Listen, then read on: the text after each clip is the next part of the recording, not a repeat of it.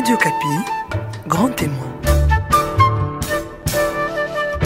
Fidèles auditeurs des radios Kapi, bienvenue à Grand Témoin de ce jour. Nous recevons les directeurs général de l'Office des étrangers de la Belgique, Monsieur Freddy Rosemont.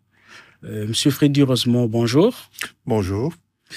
Vous êtes en séjour en République démocratique du Congo. Est-ce que vous pouvez nous parler tout d'abord de l'objet de votre visite ici en RDC? Naturellement. L'Office des étrangers, c'est le service de migration belge. Et on a constaté qu'il y a beaucoup trop de demandes d'asile faites par les Congolaises, des demandes de protection, que le fin est une décision négative. Ça veut dire que les gens ont dépensé beaucoup d'énergie, du temps, mais surtout aussi de l'argent, de venir et d'introduire une procédure qui n'est pas vraiment pour eux, qui ne va pas, qui va jamais aboutir.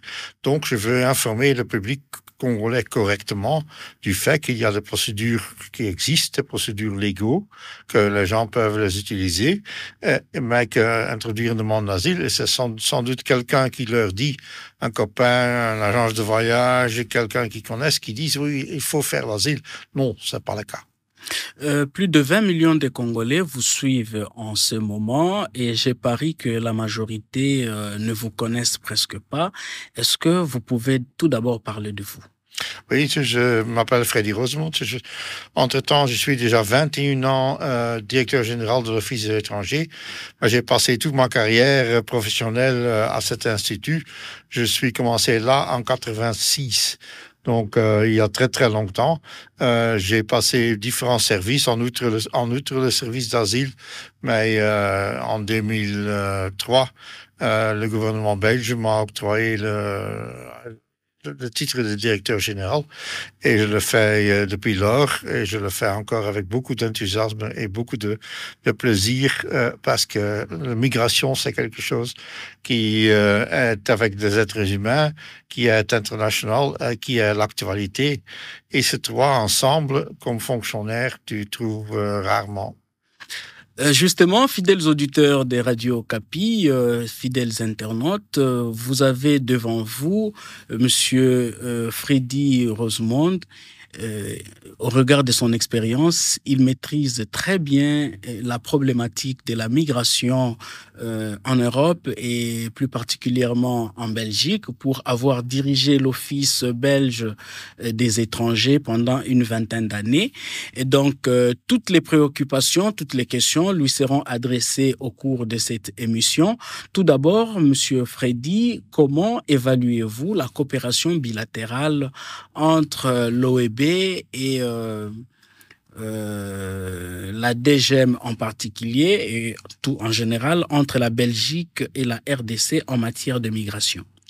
La collaboration est excellente. Avec le DGM, on a un service frère avec lequel on échange les procédures, qu'on invite les fonctionnaires à suivre des formations, qu'on essaye ensemble de construire aussi ici en Congo un nombre de bâtiments, postes frontalières, bâtiments provinciaux, pour faire améliorer notre travail en Belgique, mais aussi en Congo. Et c'est quelque chose qui, entre-temps, date d'il y a plus que 15 ans. On a signé entre quelques accords, un protocole d'accord en 2006, un en 2013. Donc, il y a vraiment une collaboration tout est droite. Et justement, en 2006, au moment où la Belgique signait le mémorandum avec la RDC, l'immigration clandestine des jeunes Congolais était devenue une monnaie courante. La majorité des jeunes pensaient que la vie se trouvait en Belgique et ils utilisaient tous les moyens pour immigrer. Quel est le problème que vous aviez constaté en ce moment-là?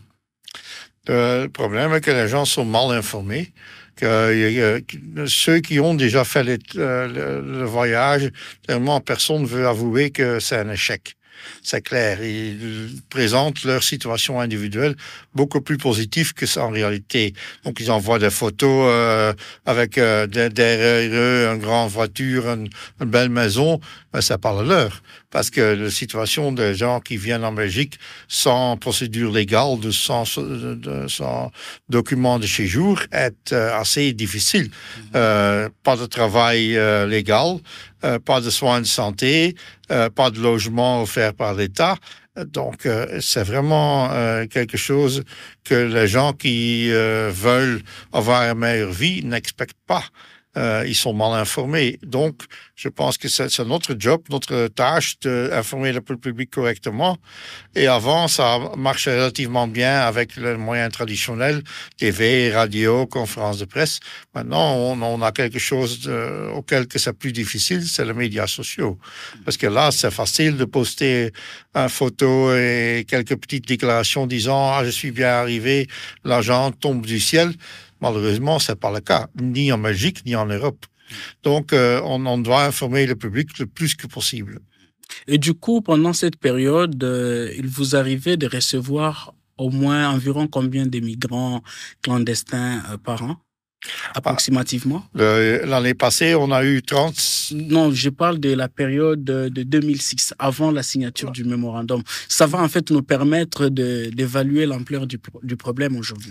Les vagues, ce sont des vagues qui ne croisent pas toujours. Par exemple, suite à des programmes d'information, et je dois avouer que ce n'est pas mon première fois ici à Radio Okapi. J'étais en 2013 déjà parmi vous pour essayer de donner les mêmes informations. Donc, c'est avec des vagues qui sont up and down. Mais en moyenne, on a vu les dernières années une augmentation des demandeurs d'asile congolais. En 2021, on avait 360. En 2023, on avait 1220 et aujourd'hui, les 6 premiers mois de 24, on a déjà dépassé les 650. Ça veut dire que si on prend pour toute l'année, on va arriver à 1300, 1400 demandes. Naturellement, les crises d'asile en Europe et en Belgique font un peu... et les demandes d'asile des Congolais font un peu ensemble avec la crise de migration en général. Après 2006, on a en 2010 eu la crise avec la libération des visas du Balkan. Donc, beaucoup de demandes, une augmentation énorme. Et avec ces groupes, les Congolais se sont jointes. En 2015, on a eu la guerre en Syrie. Et de nouveau, là, on avait, pour toutes les nationalités confondues, presque 50 000 demandes, mais aussi une augmentation des Congolais. Et naturellement, entre-temps, on a aussi eu le Covid. Les frontières étaient 2 ans presque clôturées. C'était difficile de voyager. Mais après Covid, maintenant, je pense que c'est le moment maintenant d'essayer d'informer le public correctement. Et du coup, comment avez-vous fait face à cette situation avant Covid? Toutes ces années-là, plus de 15 ans. On engage du personnel parce qu'on traite les demandes individuellement. C'est pas un automatisme, c'est pas une machine, c'est un être humain, un fonctionnaire belge qui les traite. On les engage, après, quand il y a peu moins de travail, on les met dans d'autres secteurs que l'asile. Mais dans l'immigration, il y a toujours plus de travail que de fonctionnaires disponibles. Donc, c'est quelque chose on s'adapte. Du coup, ça coûte un peu plus cher pour le gouvernement belge. Ça coûte cher pour le gouvernement belge, surtout aussi l'accueil des demandeurs d'asile, le logement coûte énormément cher.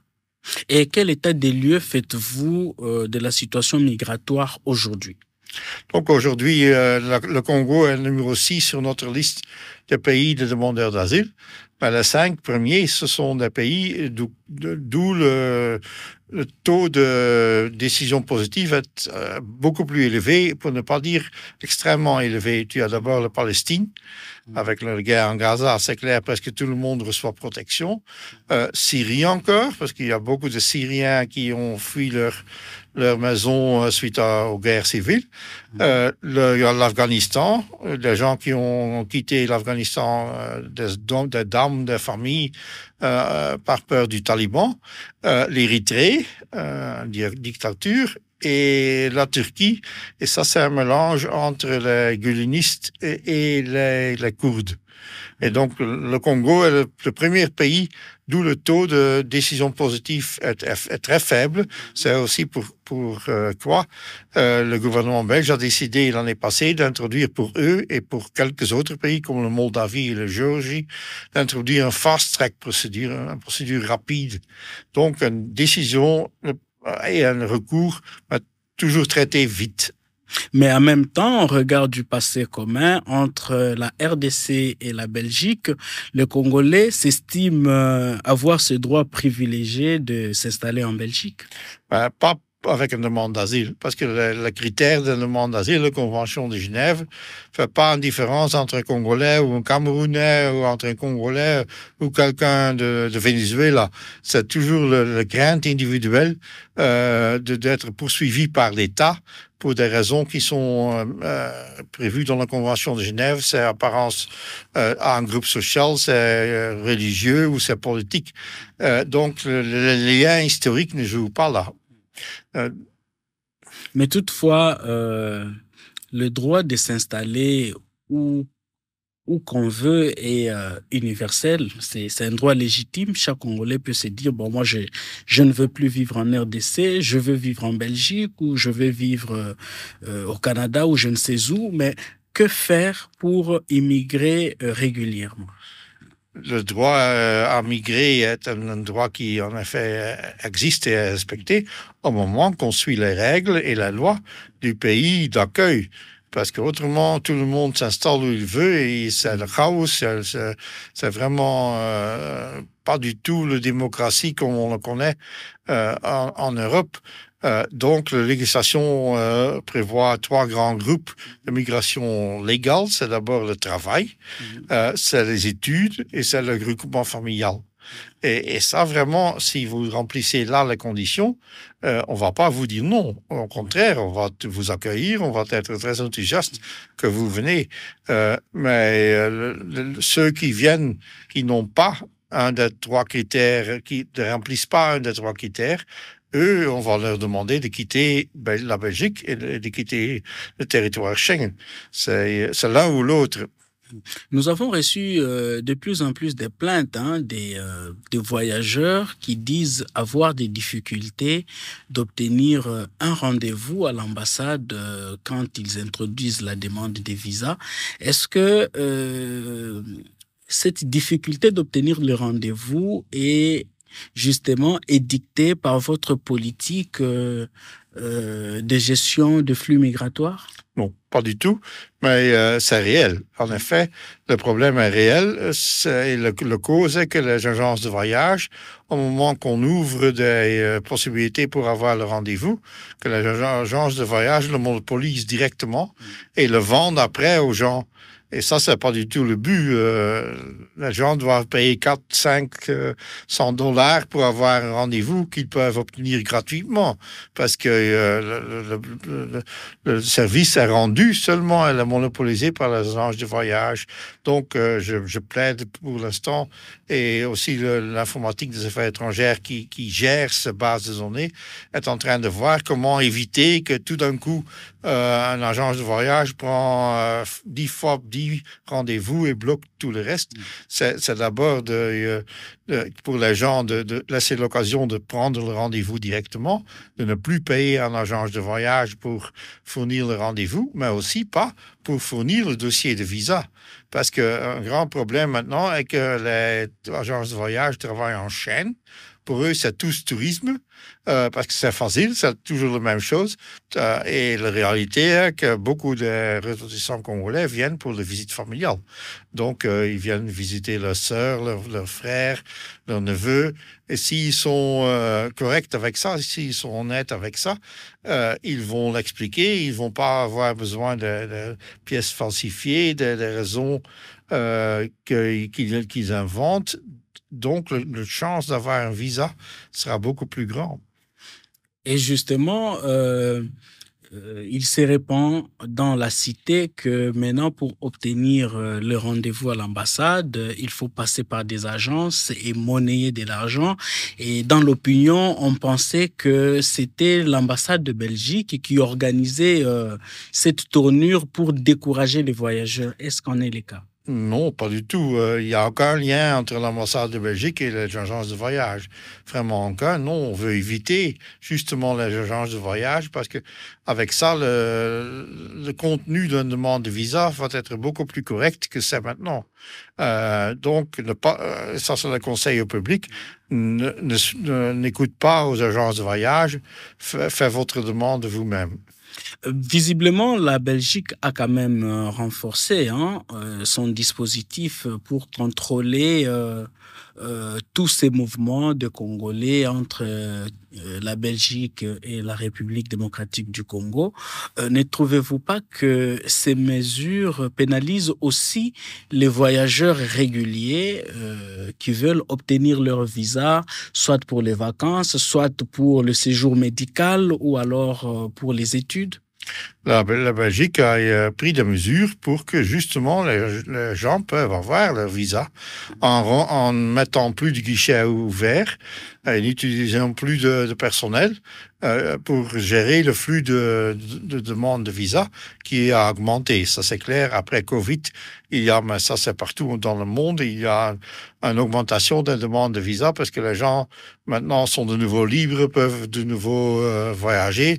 On fait quelques économies à un certain moment, donc il faut l'utiliser et voir les gens qui connaissent un peu partout. On voit une croissance de demandes de visa partout dans le monde. On prend justement des mesures pour laisser les gens facilement introduire et on va avoir beaucoup plus de demandes de visa octroyées qu'avant. Mais quand la demande est une demande justifiée, c'est tout à fait normal. Et donc, vous avez affirmé que pour l'année 2023, la Belgique a enregistré plus de 1200 demandes d'asile. D'après vous, qu'est-ce qui explique cette augmentation des demandes d'asile dans un pays qui est le nôtre, la RDC? Les demandes d'asile, naturellement, il faut tenir compte du fait que c'est un moyen de penser d'avoir un séjour en Belgique au moins de quelques mois, plus ou moins légaux. C'est pas plus que quelques mois. Parce que dès que la demande est faite, l'examen commence, l'examen va vite, parce que, comme je viens de dire, c'est le fast track. C'est la première décision par le commissaire général, recours inclus. On est à un an, 2 mois pour des autres nationalités. Pour les nationalités congolaises, ce sera encore moins. L'explication, je pense, est de plus en plus de jeunes, mais aussi ça, c'est pas seulement ici en Congo, c'est partout en Afrique. Plus de jeunes veulent venir en Europe. Ils pensent que là, la vie est meilleure, la vie est plus facile, ce qui est absolument pas le cas, soyons clairs. C'est froid en hiver en Europe, le travail légal, c'est difficile à obtenir. Les études, il faut avoir une inscription à une université ou une autre école. C'est pas du tout facile de s'établir et de devenir légaux en Europe. Mais en même temps, est-ce que certaines demandes d'asile ne vous apparaissent-ils pas fondées? Parce qu'avec les changements des régimes en RDC, vous savez que la plupart des dignitaires qui ont travaillé avec le président Kabila se retrouvent aujourd'hui dans une situation un peu inconfortable et pourraient trouver la Belgique comme un pays sûr pour leur sécurité. Inconfortable ne veut pas dire être poursuivi par l'État. Donc, ça, c'est une grande différence. C'est pas parce qu'on a perdu son poste qu'on peut prétendre d'être poursuivi dans le cadre des conventions de Genève. Ce sont deux choses tout à fait différentes. Ce qu'on a maintenant, ce sont des jeunes pas des anciens cadres, des jeunes entre 20 et 35 ans. Égalité hommes-femmes aussi, ça, la plupart des cadres sont quand même des hommes. Et on a beaucoup de jeunes, presque tout le monde vient de Kinshasa. Né Kinshasa, logement Kinshasa. Donc, le groupe n'est pas l'ancien cadre, le cadre de l'ancien régime. Certainement pas. En même temps, la misère. Est-ce que les causes ne pourraient-elles pas être trouvées dans la misère de la population? Misère ou ne pas avoir beaucoup d'argent n'est pas une raison prévue dans la Convention de Genève. Ça, c'est plutôt, je suis d'accord avec vous qu'on doit lutter contre ça, mais là, c'est pas la procédure d'asile qu'on doit utiliser, c'est le développement, c'est INABEL, c'est les différentes agences internationales qui doivent aider le gouvernement congolais à développement économique du pays. Mais une pauvreté économique n'est pas une raison pour une demande d'asile. Et dans le cadre de votre partenariat avec la République démocratique du Congo, est-ce que vous avez mis en place, par exemple, des mécanismes de sensibilisation de la population congolaise face à la migration? Vous l'avez dit au début de cet entretien qu'il y a beaucoup de mensonges qui se véhiculent. On fait rêver les Congolais qu'une fois arrivé en Europe, c'est comme par une baguette magique, la vie change et tout devient en rose. Notre expérience a montré que quand on le fait, quand les Belges le font, ça a beaucoup plus d'influence que quand les collègues du DGM le font. Parce que naturellement, ce sont des compatriotes, on les croit beaucoup moins. Si on le fait, on est à l'origine, on est à la base. Ce qu'on dit est la vérité, c'est vrai. C'est tout à fait... on n'a pas peur de dire des choses un peu dures parce que il faut éviter que les gens prennent le temps, perdent l'énergie et surtout de l'argent à quelque chose qui ne peut pas aboutir. Et ça, c'est une demande d'asile en Belgique. Et quel est le sort qui serait aujourd'hui réservé à un jeune Quinois qui s'est dit « la Belgique ou rien, je vais utiliser tout le moyen pour arriver en Belgique clandestinement ». Dès qu'il est en Belgique, quel est le sort qui l'attendrait? Oui, d'abord, il va faire un voyage qui va lui coûter beaucoup et qui va être dur. N'importe quel moyen qu'il utilise. En Belgique, il va introduire une demande. On va lui prendre ses empreintes digitales. On va le comparer avec deux banques de données. C'est le banque avec le visa pour voir s'il n'est pas venu avec un visa et quelle raison qu'il a eu avec un visa. C'est aussi pas normal que quelqu'un qui est poursuivi par l'État possède un passeport. Parce qu'en général, le passeport est déjà convoqué ou il n'a jamais reçu un. Et on va le comparer avec la base de données des demandeurs d'asile en Europe pour voir s'il n'a pas introduit une demande dans un autre pays, l'Italie, la Grèce, la Croatie, ou s'il n'a pas passé une frontière illégalement à Schengen. Ça, c'est aussi quelque chose qu'on peut voir. On va l'interroger. On va demander pourquoi il pense qu'il a besoin de protection. Tout le dossier passe au commissaire général aux réfugiés apatrides. Eux sont vraiment des spécialistes. Quelqu'un, par exemple, qui prétend... moi, j'ai participé à une manifestation et suite à ça, j'ai été mis en prison et on m'a poursuivi pour quelques mois. Les spécialistes du commissariat général vont vérifier d'abord si la manifestation a eu lieu, combien de gens ont été arrêtés, s'il dit j'étais en prison, quelle prison, la composition du prison, le bâtiment a 3 étages ou 5 ou 2 ou 1, où sont les entrées, combien d'entrées il y en a, pour savoir s'il a réellement passé du temps dans ces prisons-là. Et à ce moment, c'est très, très évident que la plupart n'a pas vu l'intérieur du prison, n'a même pas participé à la manif, parce que la manif est fictive ou la manif a eu lieu, mais avec 200 personnes et pas avec 20 000. Et directement, la décision va tomber comme une décision négative. Et une fois la décision négative, qu'est-ce qu'il devient? Il y a un recours possible.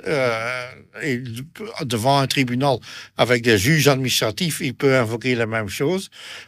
Dans ces conditions-là, le tribunal va confirmer la décision du commissaire général en disant oui, monsieur, c'est pas vrai, vous avez menti, ou vous avez même pas menti, vous tombez pas sur le critère de Genève, sur le critère de besoin de protection.